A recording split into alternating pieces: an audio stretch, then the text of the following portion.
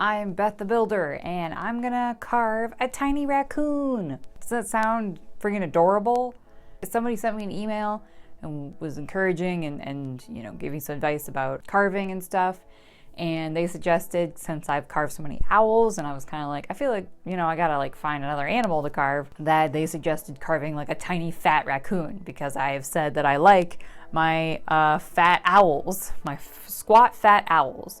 And you know what else is kind of a funny fat little creature? Totally a raccoon. So I said, I'm totally gonna do that, putting it on my list of stuff. And yeah, that's what I'm gonna do. So I have two dark colored rocks. They're this, I don't know if they're basalt or whatever the heck, but the ground is finally thawing. I can scavenge rocks. That's what we're gonna do. I have to get my water tank up here and set up, but otherwise everything you need to know is in the description below of A, the equipment I'm using, and B, all the things you can do to support me. So like, go to my Patreon and become a patron, where I have uncensored, uncut content from me. You can use my promo code because I'm a Cutzel affiliate and get a discount. A percentage of that goes to me. Also, I have my Etsy store where I put stuff that I make on there. So all ways you can support me. Otherwise, just keep liking and watching and subscribing. So, because I will keep cranking out content, not quite as consistently as I have for quite some time, but that's how life goes. You have to adapt and change. Anyway, so let's do this. Carving away. Check out everything below. All right, shut up, Beth. Get carving.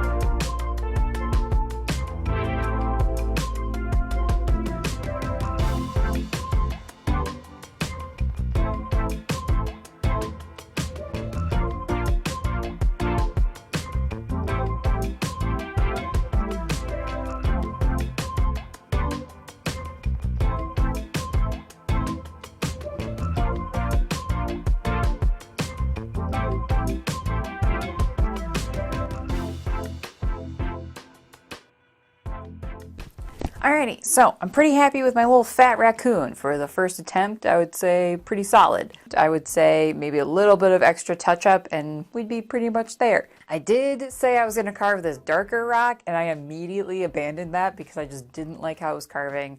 It's hard, and even though I like the shape of it better, you can fix that, you know, by carving it, just make it the shape you want.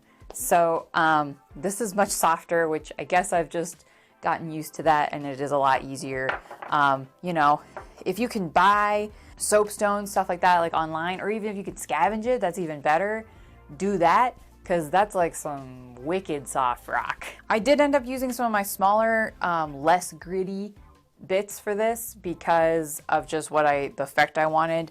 The bigger ones are obviously grittier and faster, but they can also, you know, they're not great for like detail. So that's where the smaller ones really come in handy, and you can just be a little bit more controlled about what you're doing. Yeah, I did them sitting rather than like walking on all fours like you'd see a raccoon, because that's just a little bit easier for a beginner type little raccoon. So he's got little haunches, and his tail is kind of connected to his body still, because with softer rock you can't make things too separated or they'll just flake off when they're this little. And painting him would really make him look like a raccoon, because all those little like bear type creatures like foxes, raccoons, bears, dogs kind of all end up looking a little bit similar. And that's where then like painting them up and giving them really, really specific detail will make them look like that thing. Raccoons obviously have very distinct fur patterns, so that's what you want to go for, which you obviously would have to paint to really get that. I always highly recommend this Dremel flex shaft. It's totally the way to go. It's much, much better, a lot easier to use. Your bits stay in there a lot better. They really jam inside there and you can tighten it up. So for sure, go with that. So I have various tips and tricks, but I think the one that really does help moving your surface, your rock or whatever against your bit, I think is one of the best tips probably, so that you can like hold your dominant hand like really, really still and then like slowly move your project against your rock. So I think that's a really good tip just to keep in mind, to use both your hands basically. This tiny little raccoon is definitely a new little project, but all of the same things apply to it. You know, you want to get your nose kind of out from the face, you know, the eyeballs kind of, eye sockets slightly pushed back, or its neck and chest are going to be pushed away, and then like paws and stuff are going to be out front. So, you know, things to be aware of. And looking at like, I'll look at like cartoon pictures of stuff, but then for how I wanted the face to be, I just looked up raccoon sculptures, and you get like garden type sculptures, stuff like that. But you can get like, it's still kind of cartoony looking. It's more realistic, but you can get like, you know, what does the profile look like for this thing? And that's kind of what I wanted to get. So, but my main reference picture for this was just a cartoon of a sitting little cute raccoon. So I would say go with that. Don't go for hyper, super realistic right away, because you're going to be disappointed when it doesn't look like that thing. But it's all about your style and what you like. So you all know what to do if you want to support me. I don't need to keep reminding you guys, maybe. I don't know, I will, because that's what you're supposed to do or whatever. So I'm going to keep carving and wood burning and making weird projects. So you guys do the same, and thanks for watching.